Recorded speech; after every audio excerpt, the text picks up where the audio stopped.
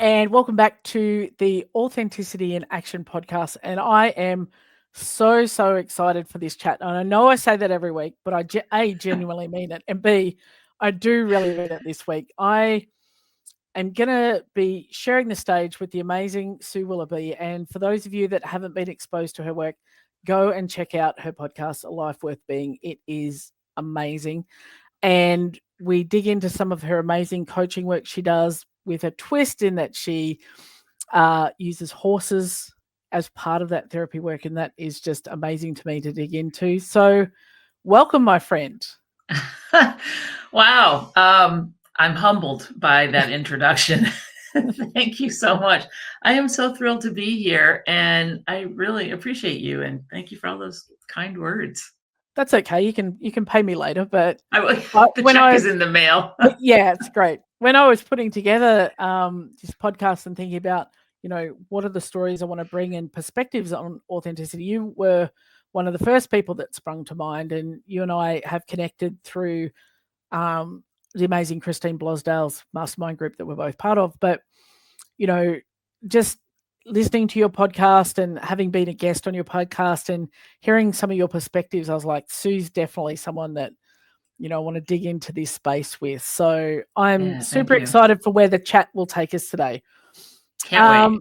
The premise of the podcast is talking about authenticity in action. So how people live authentically. It's a buzzword that people can throw around and go, oh, be authentic and be true to yourself. But there's real hard work in that, which quite often people then skip over that step.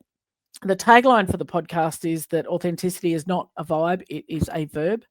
So it's about the act of doing. So what I want to bring to the table is draw out from guests like you, your perspective on authenticity, how you live it, and, maybe we'll uncover some nuggets for that the audience can take away and implement in their own life or practices. Yeah, cool. I'm up for anything. Let's go. So I guess we'll start with your coaching practice. Equus coaching is centered around essentially some nonverbal communication, and that horses in particular, because they're I don't know, if you can't see anything more authentic than an animal, then I don't know, correct me if I'm wrong, but they're very good at picking up our inner emotional states. So, yeah, and they're sensing energy and they're reacting on energy. So how has your work with this shaped your own understanding of what it means to be truly authentic? Yeah, that's a great question. And you are correct on all aspects of working with horses. It is really an amazing process, and they have literally shaped who I've become over the course of my life from the time I was young. And I didn't realize just how much they were supporting me when I was younger, because, I grew up in a less than favorable situation. I mean, it wasn't awful, but it wasn't easy. My mom was an alcoholic, and my parents split when I was around 11. Not that it was great when they were together, so it's like they weren't doing me any favors by staying together for the child. Yeah. So thanks, Mom and Dad. Yeah. But I chose to go live with my mom, knowing full well, or not fully understanding, but knowing that there were issues there. And she did the best that she could, but the horses were always there for me. I very early on wanted to take riding lessons and everything, and I would make my mom drive me to the barn in 3 feet of snow. I grew up in upstate New York in the U.S., in the eastern U.S., and I would just stay at the barn all day, winter, summer, spring, fall, it didn't matter. I would just be there because it felt really good to me. The horses, their energy was comforting. I had fun. I could just be myself, and they were always themselves. And it didn't matter. It didn't matter. They are just being horses. And as prey animals, that's why they're so intuitive, because people will say, oh my God, horses are so big and they're so strong and they're so whatever. I'm like, yeah, but they're prey to something in the wild. People look at you like, what? What are you talking about? They're prey. They are. Yeah. So all the things that you said about them sensing things, they know what you need. And they, they're not trained to be, healers. They just are. And the thing is, they're not trying to heal you. They're just there because they do connect with you in your heart center and in with your energy and the energy that's on the inside. So it's really hard to be around a horse and not be yourself. Now you can try really hard to keep up that facade that you show to everyone else in the world, but the horses see right through that because they're connecting with you on a different level. Like you said, they sense your biorhythms, all of that. So they're connecting with you on a much deeper level. And it really does. And for me, especially as I was growing up, like I said, I didn't realize what was happening. And then later in life, I'm, working with horses in more of a therapy capacity, like riding therapy. And I had a little gray Arabian mare that I got for free, free horse. There's no such thing. Okay. First of all, hey, I got a free horse for you. Yeah. Great. The purchase price is the least expensive thing. But she was funny when I got her. She was gray and her skin, like lighter colored horses are either kind of pinkish skinned underneath or they have darker skin underneath. So she had gray skin, darker skin. So her muzzle was kind of gray and stuff like that. And then I noticed that like around the corners of her mouth and around her eyes, her dark skin was depigmented, sort of like vitiligo looks like with the, where it was a lighter color. I thought that was kind of weird. And she had been kind of passed around to a bunch of different people and she was beautiful, but people couldn't necessarily work with her because she was also really smart. She was purchased by somebody when she was really young. They didn't keep her in training. They would just the kids would go out and grab her out of the field and be like, okay, we're going to do this and this and this. And she's like, I don't know what you're asking of me. I don't understand. You're not asking me in any way that I don't know. So I'm just going to get out of this situation. And she did, right? She had a couple of tricks up her hoof, up her sleeve there. So I got her, and the barn that we were in, it was a busy, like, training barn, and there was a lot of Western stuff and cow riding and all that kind of stuff. She's like kind of a princess. She's like, I don't think I like it here. And I could tell that she didn't. So I moved her to a smaller barn with just like a couple other horses. And I looked at her one day and I was looking at some pictures from when I got her. And I was like, wow, you look different. What's going on? The depigmentation had gone away. Wow. It was from stress. Ah, right. Yep. And, it was really interesting because I was also going through like a breakup from a 14-year relationship. So we found each other and we got each other to where we needed to be. And then I found a nice, more forever home with her. She actually became a lesson horse for young kids. So that's kind of a little shocking to me, but well, there are, one of my things is no mistakes in this life. We wind up where we're meant to be. And, maybe that de-stressing and just being able to be her, let her then be able to do this next thing with, if she hadn't had that stop, I guess, in the middle and a chance to just be, which is probably a good analogy for all of us in life that we could, definitely deal with. Horses have always fascinated me. I've not ever had a lot to do with them. When we were kids, my cousins had a horse and like my sisters would get on it, but I'm like, I don't need to get on anything that has an independent brain from mine. So it's a hard no. And I watched them a few times sit on there and they just slide off or whatever. And I'm like, you know what? That doesn't look like anything that Lisa needs to be doing. So I didn't, but I would spend hours when we would go to their house just out the back patting the horse. And I found that like calming. And as I've now moved into adulthood, cows do the same thing. Like we took our niece last year to a cow cuddling experience for her birthday. I love that. Oh my God, these cows, you start patting it and they just lean into you. It's like insane, and we're feeding them and we're patting them, but you just look into their eyes and it's like, you can see bits of my soul that I don't think anyone or anything else has ever seen. And horses too, with the big eyes, and they just look at you. And like a dog or a cat wants something from you, like give me a treat, give me attention. Those bigger animals, the horses and the cows, are just like, I'm just going to be here being a horse or a cow. Like, what do you want? Like, what do you need? Rather than give to me. And I have always found that in interacting with them. But what fascinated me with your line of work, and as I dug around in your website, the more I got to know you, is like, just because the first time I heard about it, I went, coaching with horses? What? And I was like, how does that work? Are you leading them around? And so I started looking into it, and it was really fascinating, the fact that the process of working with them in coaching, your clients often have to let go of some control, because people can ride a horse without hanging on the reins. They pick, like you said, they pick up on their biorhythms, and they tend to know, if someone's quite skilled, they can make the horse do the things that they want to do.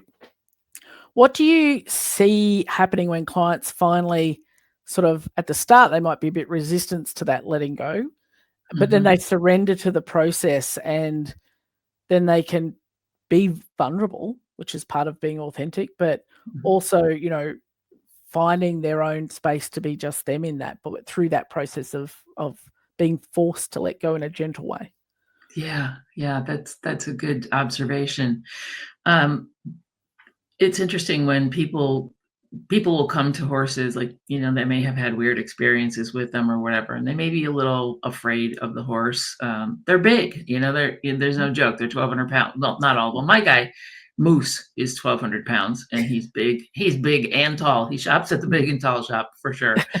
And but he's a big, gentle giant. He can be sassy, but for the most part, he's very curious. So the thing is that, like I said, people don't quite understand horse behavior. So as the coach, I'm the outsider, yet I'm creating this container, this energetic container for the client and the horse. And I'm outside of it, but still part of it, and making sure that the container is held for everyone.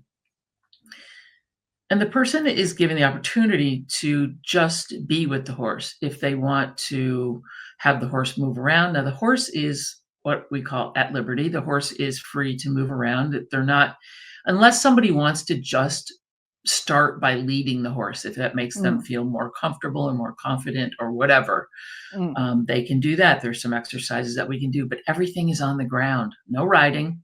And the horse is being a horse. And the person is trying to figure out how they fit into this relationship, which is what it is. Because not only are horses herd animals, they're prey animals, they're also herd animals. So when you're in the space with them, they're taking in information, which is what they do best. They're big information processors. Everything that comes in is a little bit of information that they can then use to determine if they are safe or not. That's really their main thing, right? Am I safe? Am I not safe? Is there food here? Is there not food here? Is this food safe or is it not safe? And that's how they go through life. I mean, they use all of their senses, their ears, their eyes, their smell, their skin. The way they can feel a tiny little fly land on their butt and swish it with their tail, or flick their skin and get it off, right? I mean, they use everything. So they're processing the information that they're getting from the person that's in the arena with them.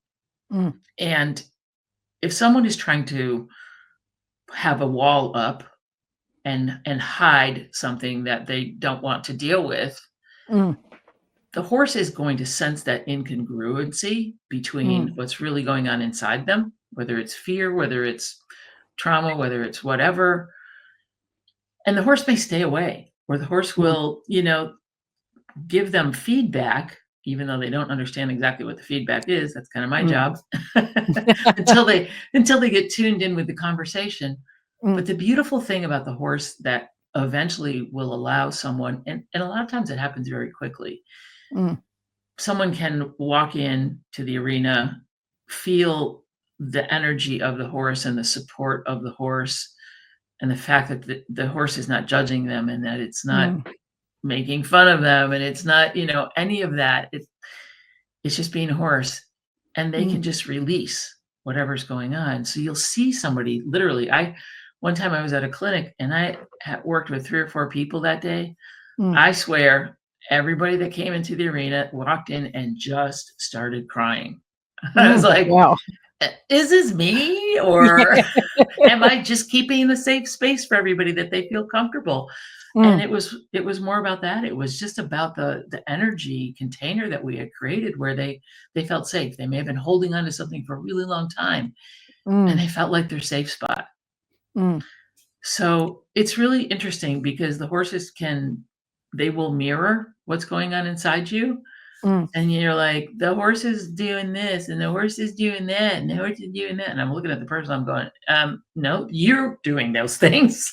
Yeah, that's just the mirror coming back. Well, it's often said that, like, animals can detect, like, if someone's afraid of them. Like, you look, if someone comes to visit you and they don't like dogs or cats, and you've got one, that animal is going to go right up to them every time. It's like they know, and they pick up on those energies. So they really are a mirror to what, and it may be the mirror showing you the solution that you need as well, but you have to be open enough to it to get that message. But to have that space, it's like, people quite often, like, if we're thinking of horses, they think of, fast and noise and excitement and everything. But I would imagine when you're using it in a therapeutical context, it's very, like, it's just a quiet space. Like you said, everything's on the ground. Everyone's just existing in the space as they are, and you're like the interpreter, I guess, of what's happening in there. So that would be quite a powerful energy, that when you notice that the client has, like, just let go, and they, feeling those things, do you notice a change in the horse at that time? Yeah. So if the horse has been not avoiding, but has been keeping their distance, it's because they don't entirely feel safe. And it can be the opposite. Someone could run right up to the horse, right? And the horse is like, whoa, easy there, boundaries, back off, right? But it's interesting, because people will act how they act with other people, or in other relationships, or whatever. So the horse can also be a metaphor. They're a great metaphor. Like, where is this coming up in your life? Well, my daughter is, going through this thing and everything like that. Then the horse kind of becomes their daughter. So it's really interesting, where they can be like, okay, well, if that was your daughter, what would you tell her? How would you, and it's really interesting, because then the horse will return in kind. And so it's like magic. I tell you right now, it's like magic. Yeah, I mean, it sounds like, I've never heard of anyone who does the work that you do, and clearly you're not alone in that field. But it's been really interesting for me to dig into that. And before you've sort of headed down this path, like, you've had a varied career experience, quite a diverse resume. So how did, like, these life experiences, but this common thread, as well as you've had this grounding with the horses, how did it sort of shape your personal understanding and definition, I guess, of authenticity, and let that inform the way that you now work with clients? Yeah, that's a great question, because yes, I have had I've done a lot of different things in my life. Some of them have been careers, some of them have been hobbies. I've been a private pilot. I, worked in bars. I actually worked in a strip club once. I was behind the bar. Okay, just to be clear. Just to be clear. And I had the cover art for that already for the episode to go, but okay.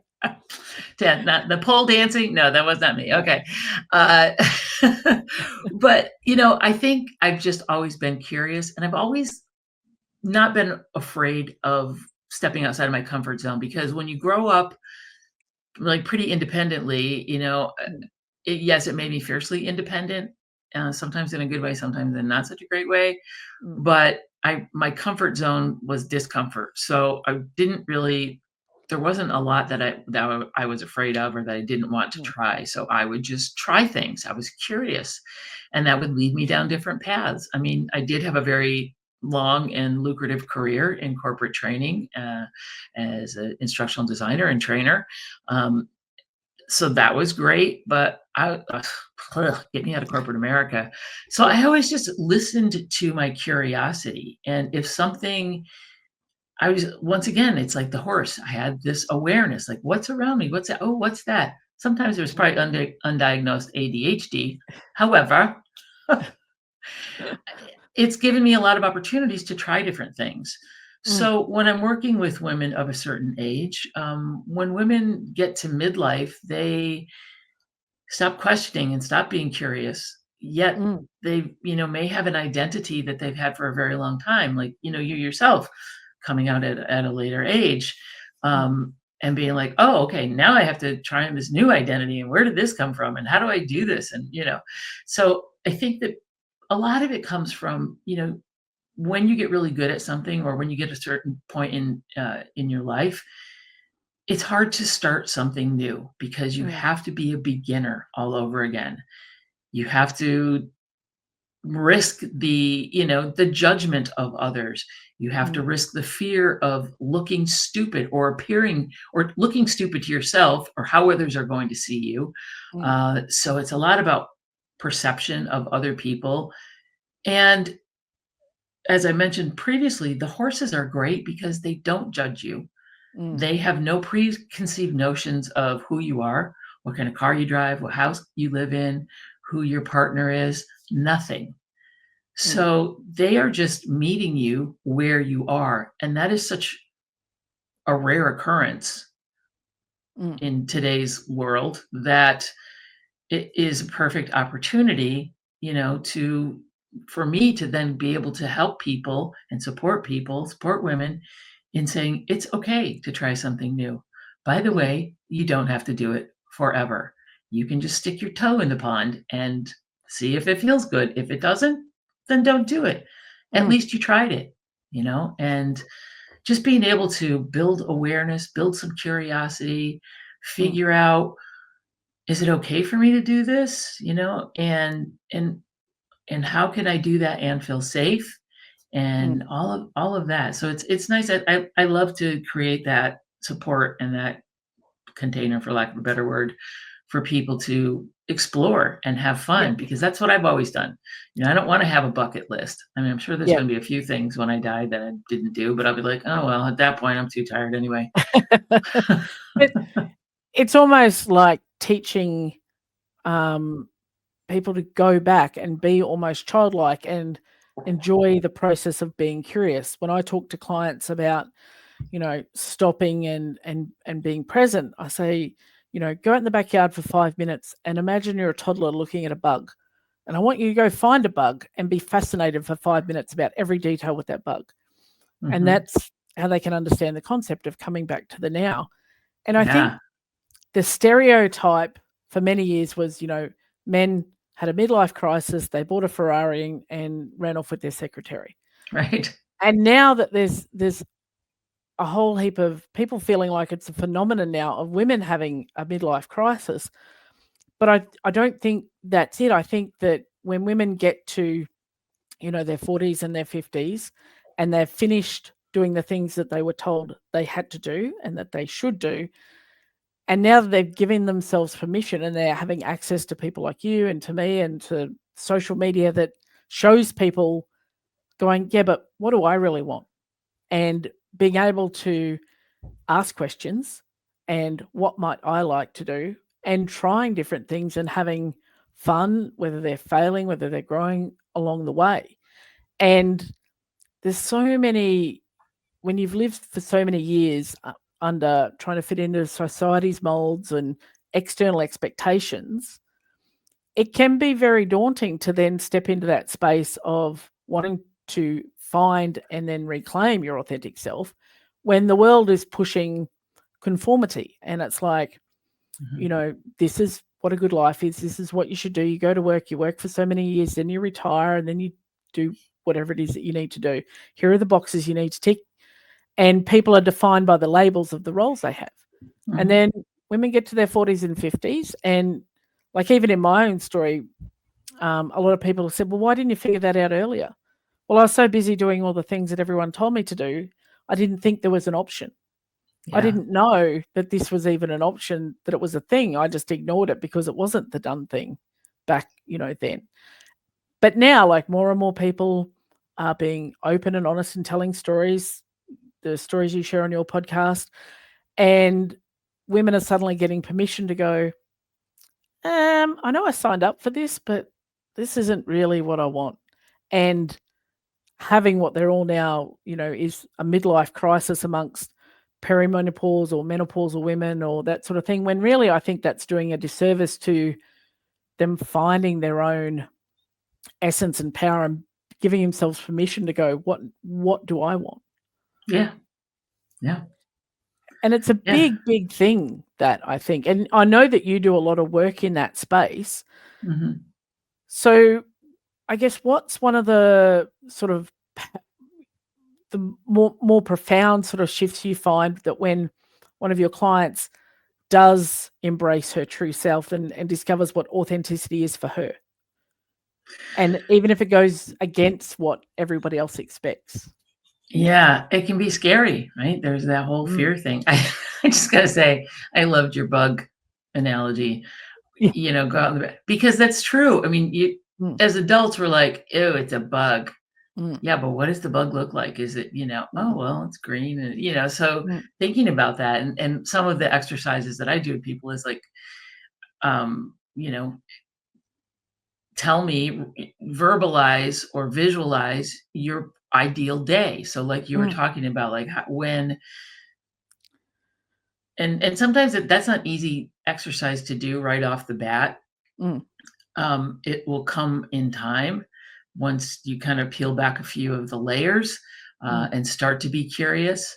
And I asked a client that one time, and I didn't expect what I heard, but there was such excruciating detail to I'm getting up and I'm putting on this thing, and I'm wearing this plaid shirt and I'm putting on my cowgirl boots and I hop into my 1965, truck and I drive into town and I go to the coffee shop and I get the I was like, whoa, and the truck is blue and whatever. I mean, it was amazing. And mm, I just was quiet and mm, I said, wow, how did that feel? And they're like, being awesome. mm, And, right. And I was like, yes, mm, yes. It's all about, like you said, giving yourself permission, looking at things with beginner's eyes, being mm, okay to be curious about stuff. mm, I think that, yes, I love, you mentioned, the men, they buy the sports car and they run off with their, secretary half their age or whatever. Great. Okay, have fun with that. And then the woman that's left behind is cleaning mm, up the mess, right? And going, I just put that butthead through school and mm, got, and was home with the kids when they were doing the, in their career and everything. And now here I am. Where am I? I'm mm, no good. Clearly, I'm no good because they left me, mm, right? I'm sorry, go mm. down, pick up a nice young buck or filly or whatever you want and have at Yeah. it. But, it's all about, I think, women just feel like they can't do stuff like that.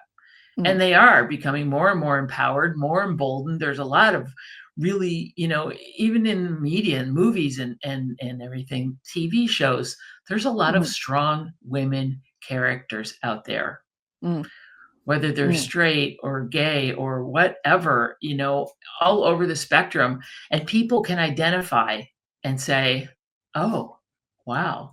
Little mm, girls can see someone that, I mean, look at Michelle Obama. I mean, come mm. on, right? She's an Yeah. amazing, strong woman of Mm, all by herself without yeah. Barack, and there's so many more role models out there. Mm, And so if I can be any kind of a role model and say, hey, I didn't have the easiest upbringing. I mm, was able to piece things together. Could I have gotten here a little quicker? Yeah, probably. However, when you're kind of out there figuring things out for yourself, it takes a while, but you But I have think to give yourself permission to be open. to do that, and all your experience has now, people talk about things that they've done in their life or as like a bad thing almost. It's like, oh, I'm bringing all this baggage. No, you're bringing a toolkit of things that set you up for success. A lot of people like me who came out late in life, they're like, oh, I've got this whole life before it. It's, I'm bringing forth all this baggage and I'm not like a baby gay and I can just, run forth into the world. And it's like, but all of those things give you resilience and strength and experience. So you're not going to run off like somebody who's new to it and do dumb things because you're like, oh, hang on a minute. Maybe I'll, not, take my U-Haul trailer to the first date and those sort of things. But your life experience has shown you who you are, what you will accept, what you won't accept. And I see it as a valuable gift that you've given yourself through taking whatever scenic route it took you to get to wherever you are, that equips you for this next step. Yeah. Rather than, yes, it can feel scary and we can feel lost and confused, but you've got all this stuff behind you. And like your experiences have, shaped you so that you can now sit with people and hold space confidently and calmly and, help them understand the joy of exploration because you've done that yourself and you know the power of that. Yeah. So, and I agree that we see so many representations now of strong, badass women. People will say all sorts of bad things about social media, but what it has brought to us is access to powerful role models.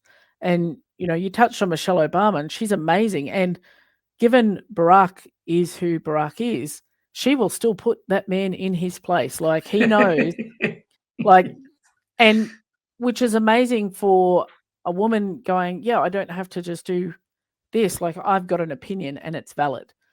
Absolutely. Someone can challenge the president of the United States and say, no, I think you're doing something really dumb here. Like you need to rethink it. Like that's a powerful place to be and to understand that it's okay to have a say and you're not shut down. Yep. And we just see that more and more. Whereas before, if we don't have representations, like when I was younger, like I didn't have any positive role models of somebody who is gay. It was a slur. It was a bad thing. They were seen as less than. So of course I'm not running into that fire anytime soon. And then when I went through the process of figuring out that I was gay, I thought I was the only one that's ever come out late in life. Like I thought I was it because there was not much visible information. But then when I started looking, oh, shit, I'm not the only one. Oh, I'm not first to the party. But the stories are there, but they're just not quite as audible as some of the other stories. But once you start to see that, then that gives you permission to be a bit braver yourself because, well, if she did it and she was okay, then maybe I can do it. Yeah. And my journey is going to look different. We started from different points, but it can be okay at the end. Yes. Yeah. Absolutely. Yeah. And I enjoyed what you said about all of the different experiences because, not all of them were good. I had a lot of really bad experiences too, whether it was because of a bad choice that I made or whatever. They weren't, all, puppy dogs and unicorns and, all that rainbows. Whatever else, ice cream cones. All right, now I'm hungry.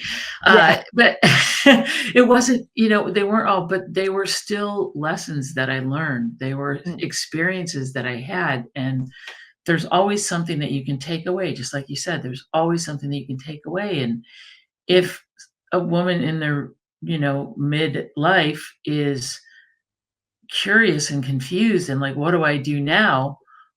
Well, let's look at where you've been and all of the things that you've done in a positive light, right? All of those things are incredible.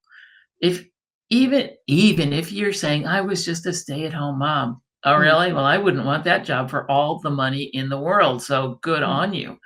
What are all the things that you learned, right? You brought these little humans into the world and they're still alive. Yeah, they're still alive. That's why I avoided motherhood at all costs, right? That's why I have pets. I'm a good dog mom, trust Yeah. me. But seriously, I mean, I think that women undervalue themselves, Mm, like you were saying, mm, and they don't feel like, but that's all I've done. They just, mm. it's like, I'm that's just a it. mum. I'm Mm, just a mom. I was mm, just this. Na, na, na, na, na. Even within the corporate, world, like if they've been in a certain corporate world, they may mm, have built up this, toughness or whatever, where I've got to compete with the men. I've got to mm. fling my thing up on the table with the guys and, Yeah. see whose is longer and all this other stuff, right? Then that's a different thing. They may want to break out of that and be like, Mm, okay, how can I be softer, more vulnerable, and mm, still be powerful? mm. So there's, And it's just trying to figure out where all those pieces can fit in a mm, way that is now true and authentic. to them. And, Mhm. a lot of your work involves shifting mindset and confronting those limiting beliefs. And whether they're beliefs we've created or most of our limiting beliefs are things that we've been told and Mhm. stories that were created for us that weren't ours, but we took them because of who either told them to us or at the point in our life we thought, this is who I am. I'm this kind of person. I'm that kind of person. And I remember I was listening to a podcast that Christine did with Irene Riad, and she was talking about, when you tune into that voice that tells you you're not this, you're not that, um, and you really listen, you discover it's not your voice. Yes, you think it's your voice because it's in your head, and then you're like, whoa, that was my grade 3 teacher or my mother or my father or my sister or my whatever. And once you recognize that, then you can start to tune into your own. It makes it easier to move past that stuff. Mhm. But what do you think in the work that you're doing with helping people confront these beliefs and their mindset around that, like what holds them back from being their true selves and like acknowledging that discomfort or disquiet they feel within themselves, which leads to the I'm unsettled. How do you, take them through, or what do you think holds them back from then taking that step to be curious about it and take the next steps and explore? Yeah. I think it's different for everyone. Um, excuse me. A lot of it may come, as mentioned, societal norms. They, maybe religious background. Just, and not only do we adapt and adopt the stories that others may give us, Mm, um, you know, we make up our own too. And mm, we have, we put them on that playlist in our head. And then when we encounter something, they're like, oh, well, oh yeah, well, that's why I don't have any money is because of this and that and the other thing. Or we meet a new person and we're like, mm, oh, do they like me? Maybe they like me. Maybe they don't. Well, they probably don't like me because, well, there's this thing. Before you know it, you've, met the person, fallen in love, uh, got married and divorced, and you haven't even met them in person, right? yeah. Because we can just be like, all this crazy stuff. Mm, It's really just, it's a lot of it is in our bodies. And mm, when people are with horses, I try and get them out of their heads and into their bodies. mm, Part of that is because the horse is going to connect with them better. mm, And secondly, because when you have a reaction, not if, it's when you mm, react to something, somebody pushes your button, somebody does something, they cut you off in traffic, or somebody at work, says something to you that makes you cry or makes mm, you mad or makes you whatever. Before you have the mad or the cry or the tears or the whatever, something has happened in your body. mm, There's something, everything in that we've experienced is somewhere in there. mm, Have to figure out how to let it out, how to access it, and how to identify it so that when we're in a certain situation, before you just react and scream at somebody or do something else, whatever you're we all have, I used to be a really angry person and I would just get mad and I'd be like, mm, I was defensive, I was mad, I was, not, no, it mm, wasn't pretty at all. mm, Um, but you could feel it in your body, right? It might mm, be a tightness in your chest, your stomach may get all knotted up or something, or you may just feel hot and flushed. And that when if you can sense that and become aware of that, you're like, oh, okay, here it comes, right? So before it escalates and comes out in however it's going to come out, right? So some of those things also come around with the stories, right? Then it's like, okay, then my reaction is going to be to go into story mode, and let's see, let me get out my Rolodex. Remember Rolodex, right? Yep. And here's the card with the appropriate story, and I'm just going to plug that in, and I'm going to play that one. So if you can break the cycle, break the chain, change the tape, get rid of the tape completely, right? Rewrite the story. Like you said, rewrite the script, right? Burn the script. You've got to do something you've got to change. So a lot of times when people are working with the horses, they may be trying to engage with the horse in a certain way or get the horse to do something. Now, it's not about getting the horse to do anything. We all know that, but shh, that's a secret. They're like, I've been trying to get the horse to do this, and I'm watching the horse going, I said, well, what are you trying? I'm trying this thing, and it's not working. It's not working. What else can you try? Right? Because we get to insanity. Hello, yeah. What else can you try? Oh, I could try this other thing. So it's an experiential and an experimental process of, I won't even say error because it's trial and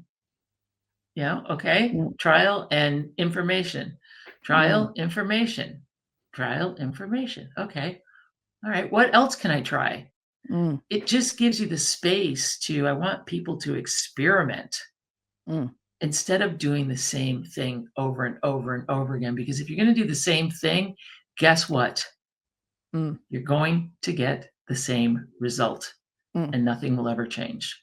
And dig yourself deeper in the hole that you're already in because you double down on your effort. So, if I respond, with anger at something, and then that creates another situation, I'm going to double down on that position and be angrier or be more defiant rather than, taking that step back. So you're actually making the hole you're in bigger and worse and have more impact. And it is like, as you were talking, I was thinking back to pre-coming out, and like I was an angry person.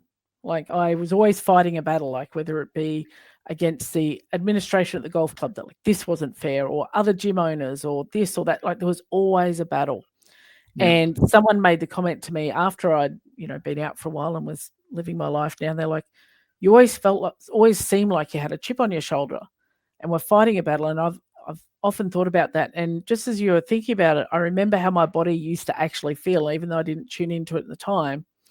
And it was just like this burning ball in the middle of my body, and it just needed something, and I'd be off. And I could channel all the other things that I was unhappy about or unsettled about into that battle.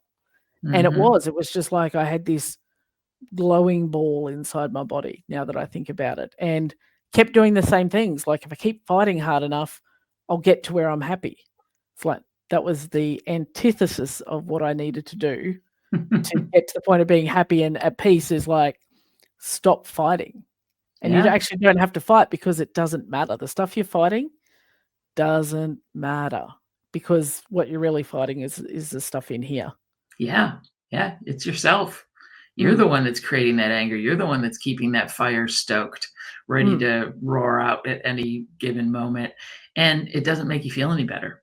Yeah. To be angry, to, take it out on somebody else. Like, well, you're just being a jerk. Like, well, actually, you're the one being the jerk, So, but it's easier to point the finger, transfer all your crap onto somebody else.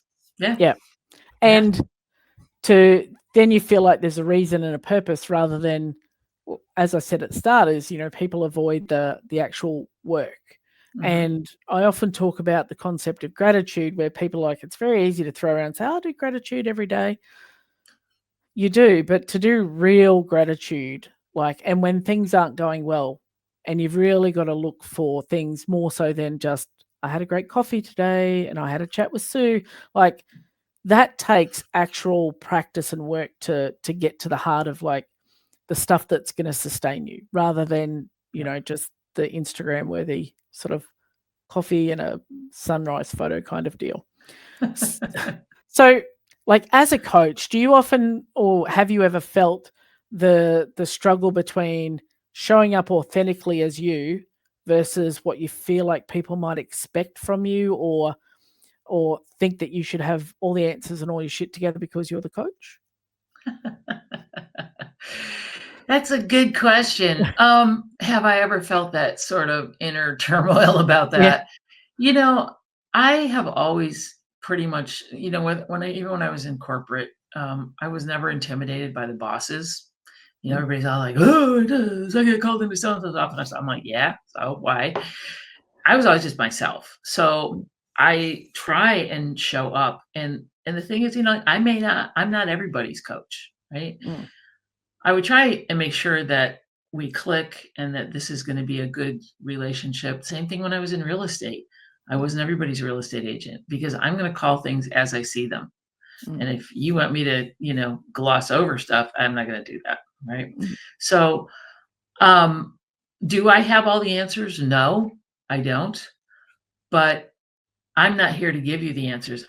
Here to help you find the answers mm, in the best way that I possibly can. So I'm not going to tell you how to live your life. I'm not going to tell you anything. I may share an experience with you that I've had, but I'm really here to support you as a client and help you explore where those answers are inside mm, you.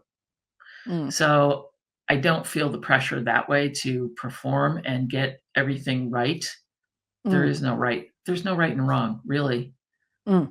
And that's the power of a really good coach, is that I don't have the answers for you, Yeah, but you it's do. up to yeah. And if I believe that you have the answers within you, then you're going to be someone that I work with, rather than if I don't think you have the capacity to solve your own problem, then we're not going to be a good fit. And it's really refreshing when you said, I'm not the right coach for everybody, because there are people out there who will say that they can work with anybody and will take anyone just because it's financial, Yeah.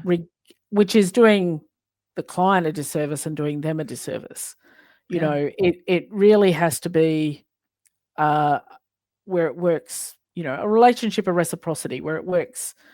Like I feel like I get as much from my clients as hopefully they get from me, Mhm. from, seeing them embark on that journey. But because every client is different, if I said, I've got the template to a successful, amazing life, I would be a liar. Like people would sign up and want to pay $27 for it on Instagram and say, let me download that PDF. Right. But everyone's life is unique, and everyone's aspirations, their stories, what they bring. So I think that's it comes from you having such a security in your values and who you are, as like, well, I know who I am and I know who I'm here to serve, and that's going to guide me, rather than I'll just take anybody that wants to pay me, money. Right, because it's not gonna, it's interesting that you say that, and it's so true because I tell 'em, I also teach real estate students, Mm, pre-licensing real estate, and I'll tell people, "Who do you wanna work with?" I'll ask them maybe, and then I'll say, "Well," and like, "Oh, I'll work with everybody," and I'm like, "Okay, have fun with that," right? Because it's not gonna work out. yeah. But I do think sometimes people do feel desperate. There's a and that's exactly how it turns out. Mm, I'm not, like I said, I'm not here to fix everybody, but I did have a mm, point, and I forgot where I was going with that whole thing, but you're right. You don't have to work with everyone or fix everyone, mm, and you don't it's like you said, it's impossible to have a cookie cutter method. mm, Now you can have, here is a method that I like to work with, mm, that gives you some tools and gives you some steps and gives you some guidance and gives you some support. Other than mm. that, I don't expect you to do one, you know what I'm saying? So Yeah, I do think yeah. that there's some value in having some structure, Mm, but one size does not fit all because it certainly didn't work for me. mm. Yeah, agreed. And I think if we talk about authenticity in the field of personal development that we're in, like, how do you see it, or should it be, like, more deeply integrated into coaching methodologies or philosophies in the future? Like, the word is bandied around as a buzzword, but do you think like having more authentic practices, to be ironic, do we need that within the personal development industry to make it more accessible and tangible for people, and less like some people, as soon as you say authenticity, they're like, oh, that's all woo-woo stuff. Yeah, like you said, I think the word is, I love it and it's a true word. But I do think it is overused in the wrong way. It is thrown about a lot so that it can have less value to some people. And I don't think that, so in answer to your question, I just want to make sure I understood it. Do I think that authenticity, I told you now, is almost 10 o'clock here. For me, it's nighttime. You're just getting warmed up. It's almost 10:30. Do I think authenticity in coaching and in personal development has a place? Is that what I'm understanding? Yes, I absolutely do. And same thing with therapy. Every person is an individual and they are, coming at it from a different thing. So I think that the most authentic thing you can do is meet people where they are. Don't expect them to be at a certain place or anything. Everybody's starting at a different place. That's why horses are so cool. They will meet you where you are and they don't care. You can be a beginner. You can be sad. You can be crying. You can be whatever. So, and this is just in life too. If we learn to take everybody, if somebody cuts you off in line or something, there may be a reason for it. Maybe they're just a jerk, but maybe they have an emergency. Maybe they had to do, whatever it is. Everyone has something going on in their life. You're not the only one. So if you try and bring a little bit more compassion, humility, humanity into your day-to-day life and just try and live more authentically that way. And I don't know if I'm really answering your question, but yes, I do think authenticity has a place and it should have a place. And in personal development, that should be one of the cornerstones, one of the pillars, because, it's a foundation, isn't it? It is a foundational tool. It's not even a tool. It's just a way of being. It's when you talk about authenticity, I think of what is inside you, what makes you, aside from, at the cellular level, all the things that we're storing is what makes us who we are. Everything that we've experienced, every emotion that we feel. I mean, have you ever just had an emotion for no reason? Like, I feel like sometimes when I'm more open and in a vulnerable state, that I can hear something on the radio and I'm like, oh my God, you just feel it so deeply. But again, when you're not distracted and you're in that open and vulnerable state, like, you can you can access that then. Right. So it's how can you access it more frequently? How can you feel the feels, right? And not be afraid of it. Yeah. And not push it down, because we are taught to push things down. Whether it's intuition, curiosity, whatever. Don't do that. Don't do that. Nope. Don't cry. Don't do that. I remember, and I'm always, when I think about pushing it down, the line out of the Book of Mormon, the musical. I don't know if you've seen it, but it's hilarious. Where they're like, you have a feeling, turn it off like a light switch. And there's a whole song around, just turn it off like a light switch, and then it goes away. And you're like, that's what we are taught to do is, what are you crying for? I'll give you something to cry about. Or, I grew up with that. That old chestnut. Or, you needed to justify, well, why are you feeling angry about that? That didn't happen to you. Or why are you feeling, and we're taught we either have to have a good reason for something, or it's a sign of weakness to feel things. And I think as coaches, and I'm talking about all coaches across, because there's good coaches, not so good coaches, but some people can play on that aspect as well and use it as a manipulation tool, where then people then put the walls back up because they're like, well, no, if you see my insides, you're just going to use that against me. But one of the processes I take clients through my Authenticity Blueprint program, the first thing we do is, what are your values? What matters to you? Who are you? Because that's the ground level of everything. Because once you can figure out who you are, what you'll accept, what you won't accept, you take all emotion out of decisions, because it becomes very binary, going, oh, does this thing align with who I am and what I believe and where? Nope. Okay, well, that's a no. Yeah. There's no, oh, well, I might upset Sue if I say no. Maybe I'll Yes. It just is very yes or no. Yeah. Does it align? And if you're strong enough to, like you said, that you knew who you were and you were always just you. And if it doesn't align and it doesn't fit, then I'm not going to go do that thing. Yeah. And that's okay if it offends you, but that's your story. I'm not saying no to offend you. So if you take it as that, that's okay. And I'm going to leave you with that. I don't have to carry that as my responsibility. Right.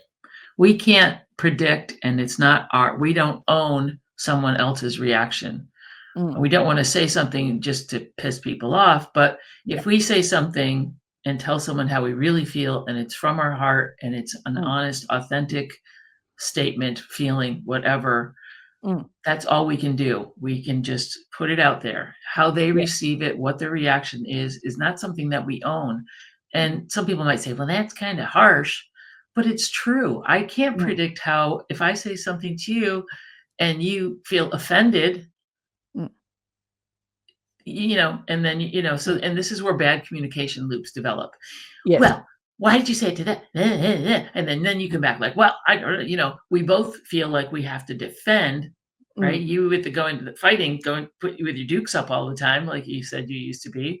But that's what happens. And then this bad communication thing, like, well, I trigger you, you trigger me. We keep just, duking it out till we're both exhausted or mad and don't talk to each other anymore. Yeah, like, to what end was the relationship goes by the side. And some people will use, like, well, I'm just being honest, as an excuse to be a dick. That's not what we're talking about. That's not what we're talking about. Exactly. If I'm delivering a message to you because that's, genuinely who I am and how it aligns, and I deliver it thoughtfully, then your response is not my baggage to carry. I can't walk around going, oh, well, I really upset Sue today. If I can hand on heart go, well, that wasn't my intention, but I was coming from here, then okay, then Sue's got some stuff to work through, but I'll create a space where she can come back to me and talk to me.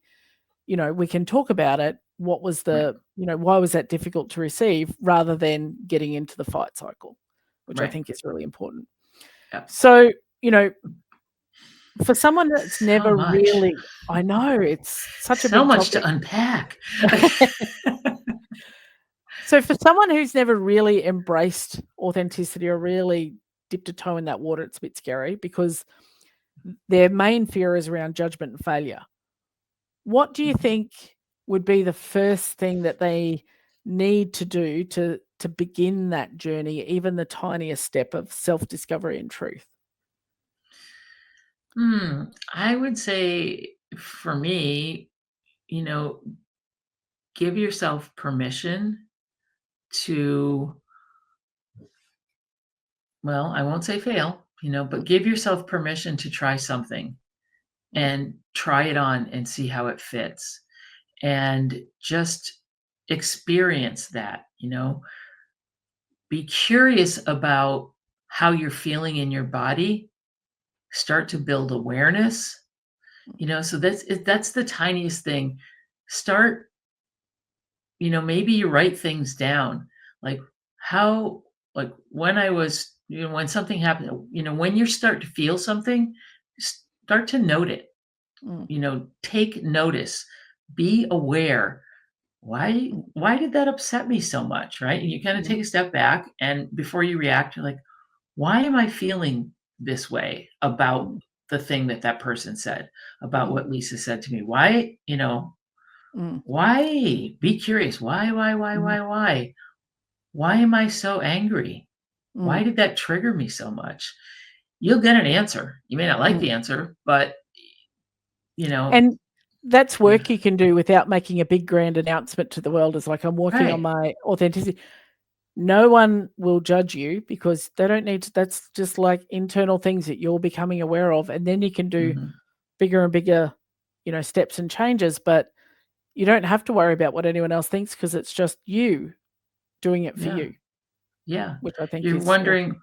why am I feeling this? Why is that? Yeah. Just be curious. What is the information, behind the reaction? Yeah. There's data there for sure. Yeah. You It's just if you peek.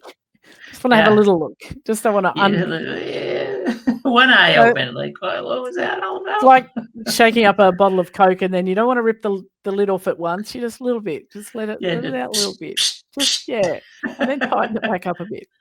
So I have loved this chat, and we could talk for days. I have no doubt. But as we get to the end, I want to know what's really exciting you and lighting you up right now. It might not have anything to do with your business or your purpose, but what is for just joy for you at the moment? What's making you happy? Goodness, there's so many things that make me giddy. I love braying donkeys right now. No, I've always loved braying donkeys. Some of the things that I'm excited. You asked me and you're going to get a silly answer. I am kind of excited about learning more about human design. I don't know if you're familiar with human design at all.